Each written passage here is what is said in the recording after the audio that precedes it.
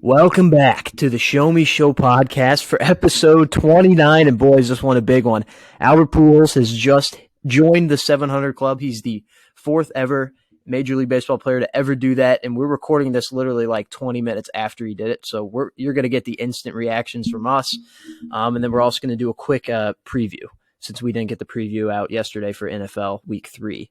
And yeah, let's get into it. So right off the bat here, Albert Pujols. He has a 2-home run game, hits 699 and 700 in the same night on Apple TV. Wow. I mean, just the first thought is, at the beginning of the year, we all said, hey, 21 is the number he's got to get 700. And we're like, it's possible, but he's going to have to get hot. He's going to have to play a lot. And we just don't know if that's going to happen. It was very doubtful at the beginning of the year.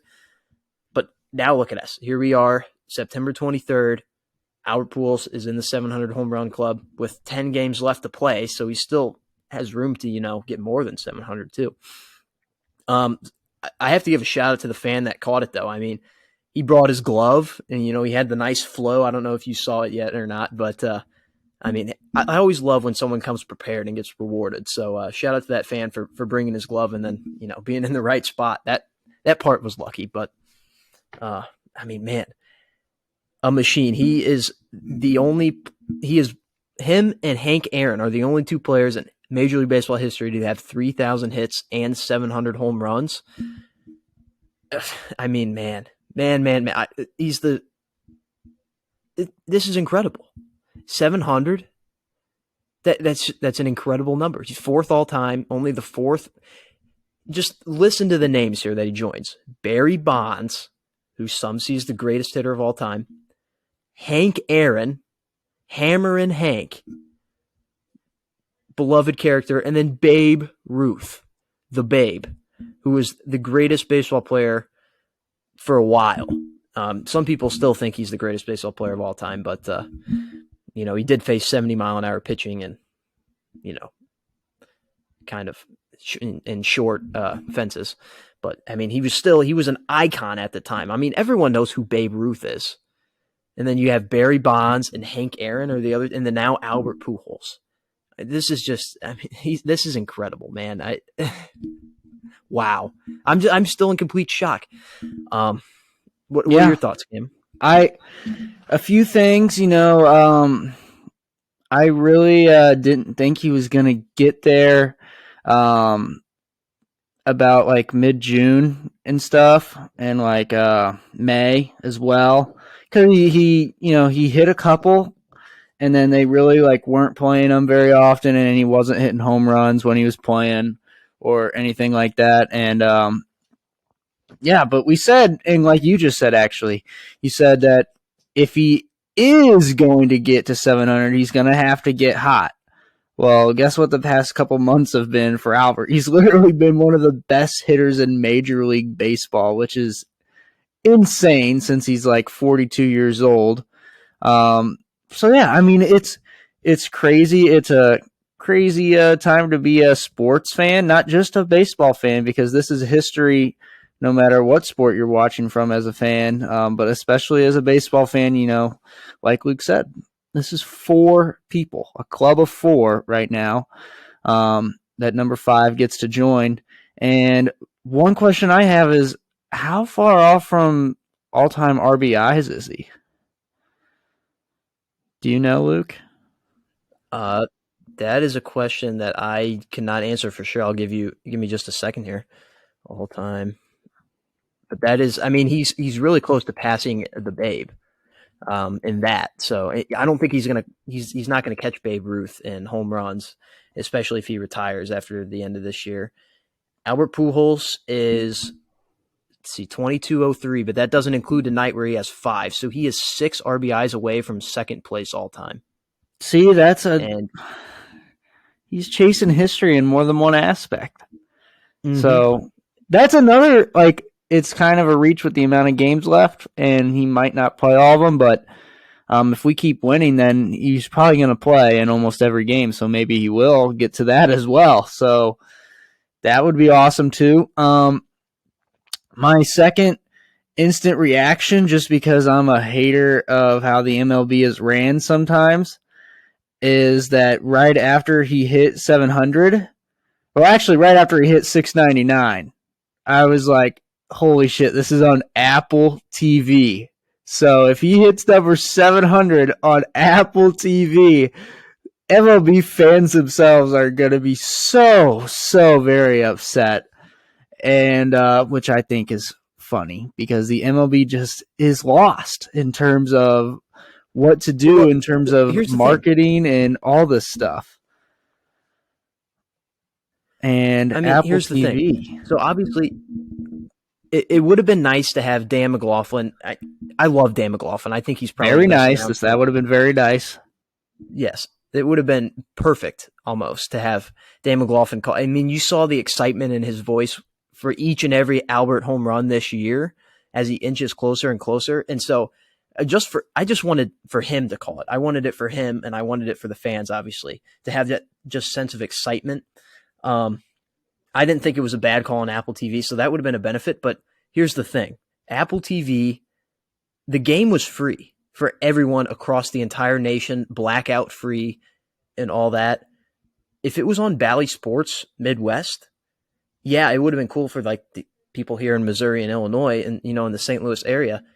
But for people across the nation, they would have to just watch it on replay. Or, probably if they have MLB Network, then they probably do a live look-in, obviously, which they probably did over here for Apple TV. They probably did the live look-in anyway. But I think it honestly reached a bigger audience being here on Apple TV. And I will have to give a shout-out to my dad because right after he hit 699 earlier tonight, I was like, man, now he can't hit another one. And my dad goes, well, that's a shame because I think he's like, I just know something is in the air tonight. He's going to hit 700 tonight. He was super, super, super confident. Almost scarily confident. I was like, man, he's super confident in this. He might actually do it. And then sure enough, the very next at bat, he does it with his 5th RBI of the game. Ironically enough, obviously 5. And now that puts him less than 90 away from the all-time RBI record. So obviously he's not going to get that. He's not going to get 90 more RBIs this year, but he could very easily move into second place all-time if he just literally gets 6 or 7 more RBIs this year, which is entirely possible, especially if he's going to, continue to play every single day. And yeah, I mean, it's not just this, but the Cardinals are now hopefully going to beat the Dodgers. They have an 8-0 lead. Lars Nootbaar just hit a 2-run homer. So hopefully that the elimination number will go down to 4, or the magic number, I should say. And then at that point, we're just in the driver's seat. We're on cruise control. We did announce it officially on the last show that the Cardinals were NL Central champions. So, I mean, I don't even know why we're talking about them still not being, but man, yeah. Oh man, I mean, this is just. In a matter of fact, not to cut Luke off here, but announcing that they're the champs of the NL. Apparently, Dick's maybe have already printed the shirts for NL champs or Central Division champs.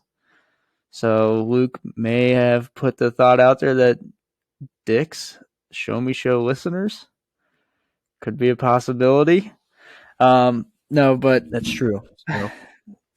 It's one thing I think maybe the point I was trying to make with Apple TV and MLB's bad marketing decision here is that this game should have been probably on Fox, the nationwide broadcasted Fox game on Channel 2 for us and whatnot. Yeah, that would make sense. That would have made more sense to me. And if you're not going to put it there, maybe I know ESPN doesn't have like a Friday night baseball package, but I think couldn't MLB Network just put the game on there? Because they do games too. So I just don't really understand it. I just think there's a chance to grasp a wider range of an audience, and I think they just fail to do that sometimes the NFL is able to do it, and like college basketball is very able to do it. Just you want to have your biggest moments watched by a very, very large audience. So I'm kind of glad that Judge didn't hit 61 and 62 tonight, along with Albert hitting 700 or 699 and 700. Although that would have been a memorable baseball night. That would have been one of the most important baseball nights in history of baseball if you have Albert joining the 700 club and Judge hitting 61 and 62 in the same night. That would have been crazy. But I hope that they can figure out a way to get maybe Judge's last few at-bats of the season. If he hits 61 and then he's going for 62, you got to find a way to get that on, one of the major networks, whether that be Fox or ESPN or MLB Network. I think you got to find a way to do that. Yeah, I know that the game Yankees and Red Sox was on Fox yesterday, and it's going to be Sunday Night Baseball. So, hey, watch out for Judge breaking the record or tying it on Sunday Night Baseball this week on ESPN. So that would be ideal for that to happen. That would be really cool. But yeah, I see your point. This game should have been on Fox. But at the same time, it's also in LA, and it literally happened at 10:30 Central Time, 11:30 on the East Coast. So, I mean, who's really still up watching this game? Exactly. And the MLB can't control time zones. So that's out of their hands, so they don't lose points there, but still, yeah, and that's another thing. Like we were talking about earlier on the show. Yeah, we want him to do it in St. Louis, but if he has to do it in another spot besides St. Louis, it's in LA. I mean, he played there 10 years. He literally played at Dodger Stadium for a little bit of a season. So these fans, they know him. They know Pujols. They, he played there. So it's kind of like his second home. So this is the next best place for him to do it. So I mean, I'm happy for him. I would have preferred it not to be on Apple TV, but that's just kind of selfish, me being Danny Matt call. But I know that Dan McLaughlin was on KMOX today. They had him on instead of Ricky Horton, I do believe. So we will get a Dan McLaughlin call. It just won't be on Valley Sports. Yeah, and I'm already starting to think about when we get back home is our next home series against the Pirates our last home series? Yeah, okay. So when we get back home to play the Pirates and Albert has an at-bat at home, that standing ovation, that might be a tearjerker, man. That might be a tearjerker just to watch him go up to bat and get that standing ovation after home run number 700.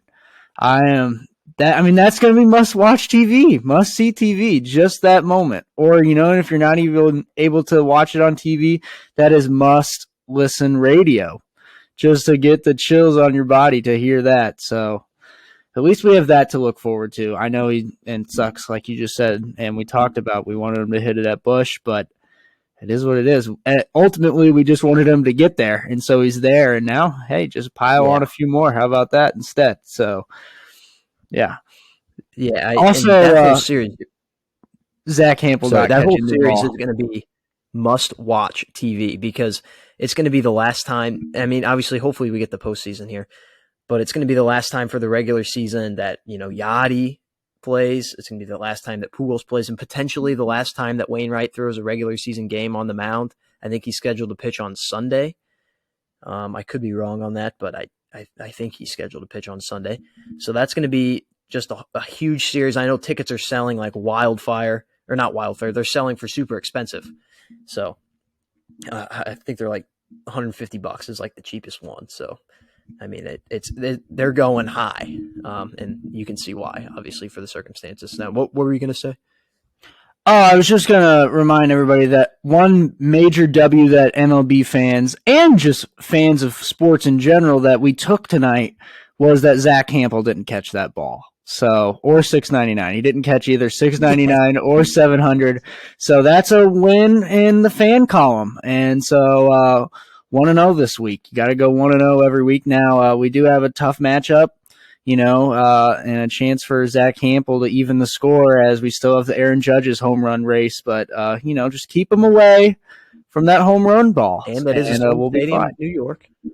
Yeah, that's true. He does live in New York, so he'll have a home field advantage, if you will. So, yeah, but we just need to keep him away from the ball. Also, I don't know if you saw, but the Dodgers gave both Yachty and Albert those cool golf bags for retirement. Like, happy retirement, they gave them golf bags with their the Cardinals logo on it. I thought that was a cool little gesture. Yeah, I know that the Padres gave them surfboards earlier this week. So it's just kind of cool to see all the stuff that they're getting. And I mean, obviously the fans tonight at Dodger Stadium got a huge treat. I mean, they were all standing up, all videotape. Obviously, I mean, he's about to hit 700. You have to videotape that. And you know, they were rewarded very nicely. So, once again, the people of LA get lucky, but I'm not mad. I'm happy. I'm happy for him because this is a great moment in baseball history. And Dodger Stadium is a very historical stadium. And yeah, I mean, that ball, it's either going to Pujols or it's going to the Hall of Fame. So that guy that just caught it is about to be very, very rich or have a lot of cool stuff. And he is not, that guy's now etched in baseball history, and it's not Zach Campbell. So like Cam's saying, that was a very, very cool thing. And I know that the Cardinals fans had a pact going that said we would not let Zach Campbell catch him. I don't even think he was at the stadium tonight, so he didn't even get a chance. So thank you, Pujols, for just doing it super fast, so he didn't even get a chance to buy a spontaneous ticket to fly down there to L.A. And yeah, I mean, wow, 700. It's incredible that he did it. 2 home runs in one night, 699 and 700 in back-to-back at-bats. I mean, that's just incredible. 21 home runs on the year. We still got 10 games left. And man, I mean, the Cardinals they're starting to get back on track after a very, very rough week. So that's good. But I think me and Cam are going to try and squeeze in our NFL weekly predictions since we didn't do them earlier this week, and we wanted to keep this show under 30 minutes for the convenience of the listeners. So I think we're going to rattle them off pretty quick here since we got like 13 minutes left before we reach that 30-minute mark. So yeah. Although one a little bit of adversity here. We didn't pre-pick these. The only one that we had pre-picked was the Cleveland Steelers game, which we won. So currently sitting at 8-9, but we have a full slate to pick. So yeah, we're kind of going to just rattle them off. Not a whole lot of reasoning behind. Do I get to go first this week? Yeah, you get to make the picks, but it's still collaboration, and there are vetoes involved. Yeah. So, like last week, you made the picks, and then I got the vetoes. This week, I'm making the picks. You get the vetoes. It's just vice versa. All right. So, first game, we got Houston, Chicago. Man, oh man. Oh, I hate this game. I'm going to go. It's a tough one, but hey, the Texans have shown some grit this year. I'm going Texans.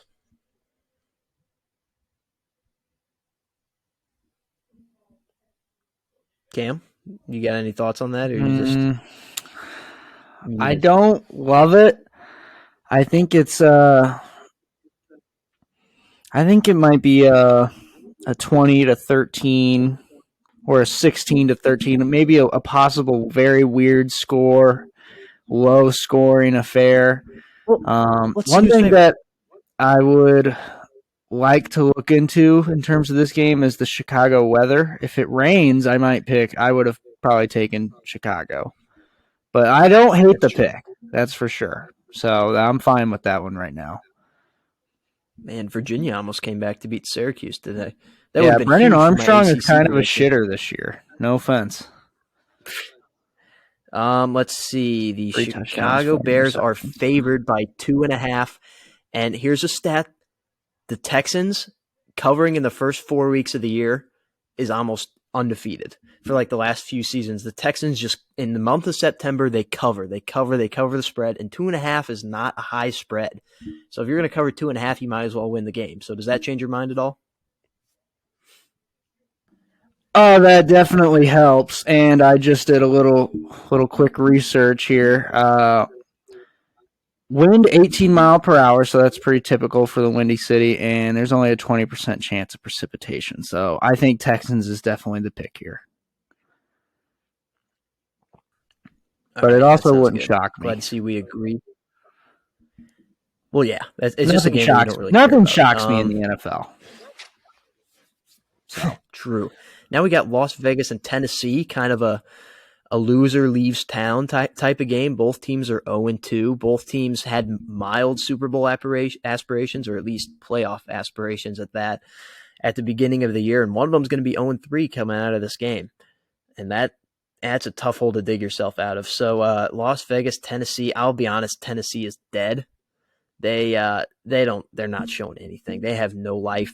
Derrick Henry's he seems to be washed almost. He's just not playing like normal Derrick Henry. He only has 2 first down rushes the entire year. And Ryan Tannehill is reverted back to Miami Ryan Tannehill. And I think the Raiders, they've been in every game and they've just had a tough schedule. So I'm going Vegas.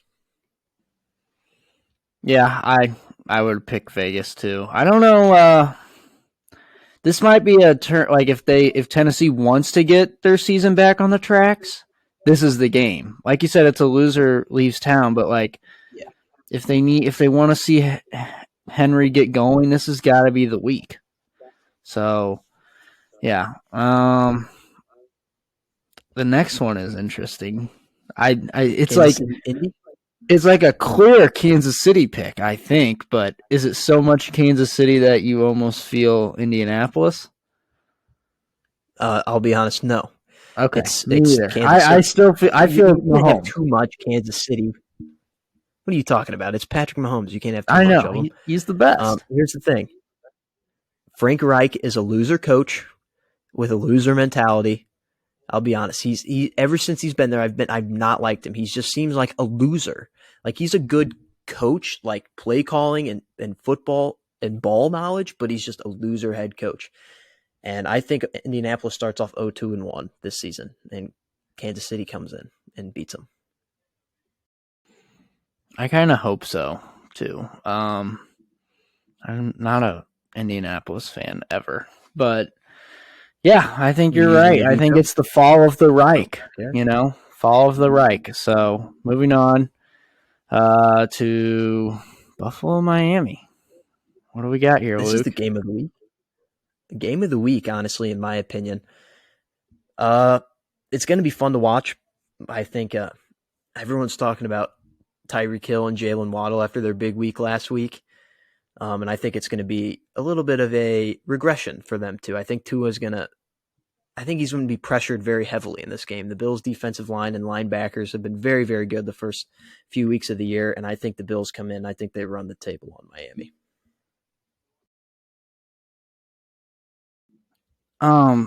One thing I want to point out so far through the first 4 picks, we have all away teams, so we're guaranteed probably at least 2 losses so far, just by regular football, NFL, how it works. But yeah, I agree. I'm going with the notion that the crazy stat that Tua and the Dolphins going back over 20 games, or they've won over 20 straight games where a quarterback with the opposing quarterback who has a letter O in their last name, they win those games. So like Lamar Jackson, Mac Jones, they win games when the opposing quarterback has the letter O in their last name.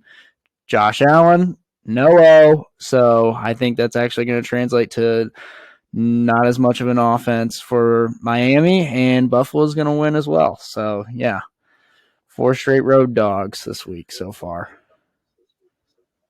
Yeah, I mean, shout out to part of my take for that stat. I know that they've been on that for a while now, and that's just a fun little stat. Detroit, Minnesota, moving on now. This is a very tough man. We got some tough games to pick this week. Detroit, Minnesota. I'm gonna say Minnesota just based off because I think they're a better team and they're at home. But I would not be shocked. I mean, if Detroit comes in and wins this game, they're for real. Like they're actually a threat to make the playoffs this year if they come in and win this game. But I don't think that they are that good yet, so that's why I'm going Minnesota. Yeah, I think you're right. I think this for both teams, this is whoever wins might be a glimpse at a playoff team because, like you said, the Vikings, we think that they might be decent at least. At least I do. As long as the games are played at 1:00, then Kirk shouldn't have any problems. And this is a 1:00er, so this should be probably on wraps for Minnesota. So I agree. Let's go with Minnesota. Baltimore, Juan New Yepes England. home run on the same night as Pujols, so that's kind of cool. Baltimore, New England. This has a Bill Belichick win written all over it, And, Baltimore, I think, is the better team, but this just has, a defensive dogfight written all over it. And that's why I'm not going – I'm fading myself here. I'm going Baltimore. I truly think that the Patriots are going to win, but I know the smart pick is Baltimore. But we need some excitement. I'm changing my pick. I'm going New England.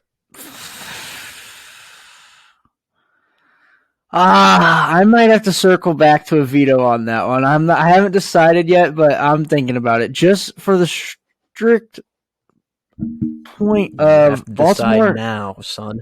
Baltimore really hasn't been stopped yet. Even in the Jets game, I know they only scored 24 points, but I mean the Jets were never in that game. So, and they just scored 38 last weekend. So, I'm not vetoing it now, but if that might be one I circle back to. I haven't decided yet. All right. Cincinnati and the Jets. This is an interesting one for sure. It's Cincinnati. It's a pick. They're coming out. They're going to be – their offensive line is going to be much better this week because they don't have to face a lockdown, super pressureful defense like they have the last 2 weeks. Cincinnati's a pick. Yeah, I think, like I said, we've only picked out of – how many games have we picked here? We've picked 7 games. I agree with your Cincinnati pick. We only have 2 home teams winning, so that's a little concerning, but I agree that Cincinnati is going to win. But if they don't win, then we might be in a situation where the Bengals have seriously regressed and they are just not good this year. And it might be a look to next year situation. Because if they lose this one, I don't really know what to say. Then they're kind of lost. The season might be lost. So, yeah. Yeah. It's a must win for them for sure. We got 3 minutes left or so we got to hurry this up a little bit, run through these. Philadelphia, Washington. This is Philadelphia. They're just a completely better team. Any disagreements there? None for me. I think Jalen Hurts is probably going to have another great game. Although I think Carson Wentz might have a good game too. It's his revenge game. So that's one reason why Carson Wentz revenge though. I kind of think that if one team is to upset at home, it might be Washington this week, but I still think Philly. I'm gonna defer this next pick to you. It's kind of like you defer into the second half. New Orleans, Carolina. What do you have in this one? Man, I would love. I'm not deferring it. It's New Orleans. I would love to take New Orleans, but James has 4 broken bones in his back, so I just don't know. Yeah, but if you want to take New Orleans, we can take New Orleans. All right, let's take New Orleans then. Once again, fading myself because part of me wants to say that the Panthers are going to win, but they suck.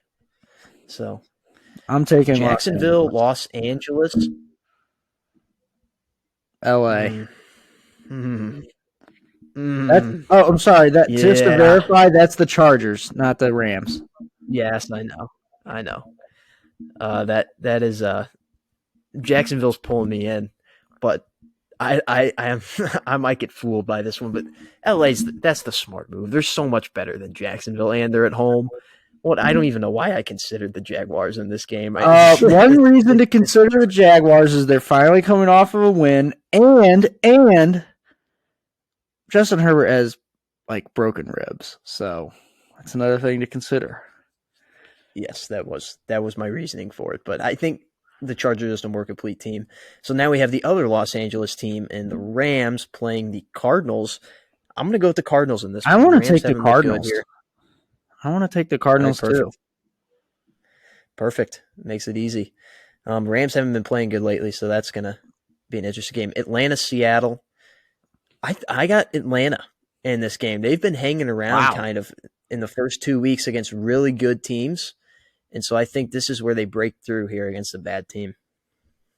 Yeah. Any complaints there, Mr. Cam? No, I just, it's crazy that the Seahawks are a quarterback away. I can't believe that's a real statement, but it is. So, yeah, I I disagree don't with that. I don't feel great about that pick, but I don't hate it either. So that's why I'm fine with it. All right, and actually, this might be the game of the week, but I think it could be a snooze fest, a little bit of sluggish, as the defenses are really good and the offenses have been really shaky to start the year. Green Bay, Tampa Bay, the battle of the Bays.